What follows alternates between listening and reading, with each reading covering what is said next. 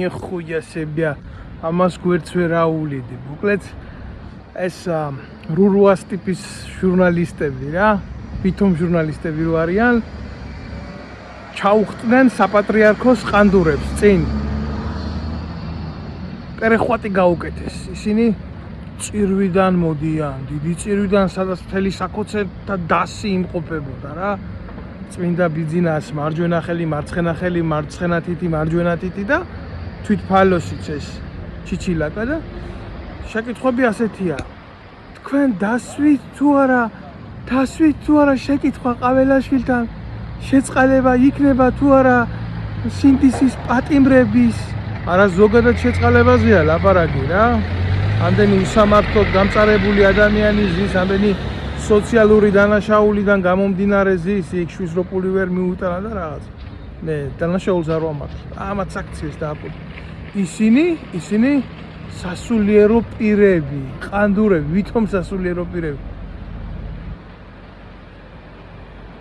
არ ვიცი გინახიათ თუ არა ესეთი ცნობილი რუსი მხატვრის პეროვის ნახატი არის. ძალიან კარგად გამოსახავს რა.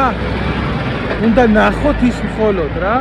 რო ტრაპეზობს, ტრაპეზი ქვია, 9 ღაბაბი რადევს ამ მღვდელს და ომის ვეტერანი ცალიფეხით მისულია. და ის ყავას სვამს, ის ყანდური. და პატარა ბავშვი ახლავს თან. ისინი ზურგით დგანან და ის ღვთის სახე პირდაპირ სახეში მოგნათებს. ეს ნახატი უნდა ნახოთ. უკან ამ მღვდლის უკან დიაკვანი სკდება ალკოჰოლური სასმელით. აი დააკვირდით ესა დღევანდელობა. გირჩევთ რომ ნახოთ თუ არ გინახეთ. აი ესეთი ჰაბიტუსის მატარებელი სასულიერო პირები და აწეული სახები და ჩადიალები. აი ესეთი როჟებით. მე ერთი შეიჭირეს კუთხეში გაჭირვებული და იმეორებენ დაუსვით თუ არა ყაველაშვილს და პრემიერ-მინისტრს.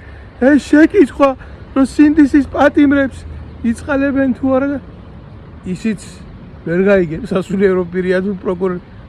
ამ თემაზე ჯერ ინფორმაცია არ მაქვს. აი ის რო დააკლდა რა, ეპასუხა ამაზე მიმართეთ პრეს-ცენტრს.